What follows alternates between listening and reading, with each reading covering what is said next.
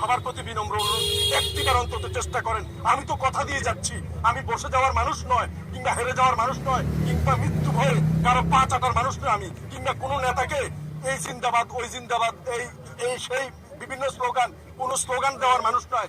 মহান সংসদে কোটি কোটি টাকা খরচ হয়, সেই জনগণের ট্যাক্সের টাকায় কোন নেতার নামে গুণগান করার জন্য আমি আসি নাই। শুধুমাত্র আল্লাহর উপরে শ্রদ্ধাশীল হয়ে আল্লাহকে স্মরণ রেখে মহান সংসদে এই না বলা মানুষগুলোর কথা তুলে ধরার জন্য চেষ্টা করেছি। আবারও বলছি, ব্যক্তিগত কোনো খায়েশ নেই। আমি একজন পুলিশ সদস্য ছিলাম। বাংলাদেশ সেনাবাহিনী এবং পুলিশে চাকরি করতে হলে আপনারা জানেন যে কোরআন শপথ করে তারপরে কিন্তু চাকরিতে করতে হয়। তাই অনেকে বলেন কসম কাটেন কেন? কসম আমি কাটার মতো আমার সেই সততা এবং শক্তি আছে বিধে আমি করতে পারি। দেখি আপনার নেতার প্রতি আমার ওপেন চ্যালেঞ্জ, পবিত্র কোরআনে হাত রেখে উনি কি বলতে পারবে যে আমি চুরি করব না, আমি চুরি করতে দিব না?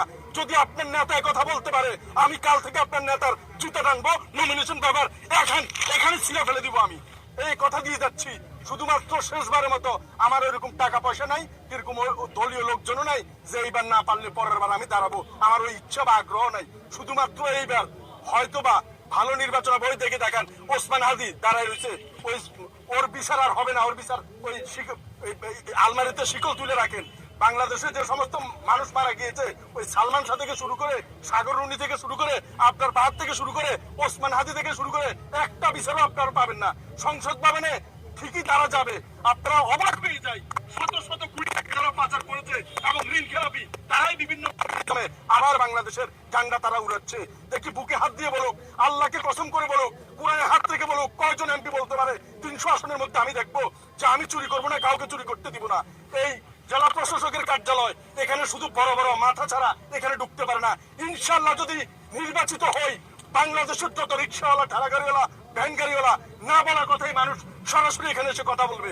যদি মানুষের কথা রাখতে পারি, মানুষের ভোটের অধিকার, মানুষের নিঃস্ব না বলা কথা, প্রবাসী ভাইদের যে সমস্ত অব্যক্ত কথা, সেগুলো যদি তুলে ধরতে না পারি, তাহলে এই সংসদ থেকে ইস্তফা দিয়ে পদত্যাগ করে আমি চলে যাব ইনশাল্লাহ।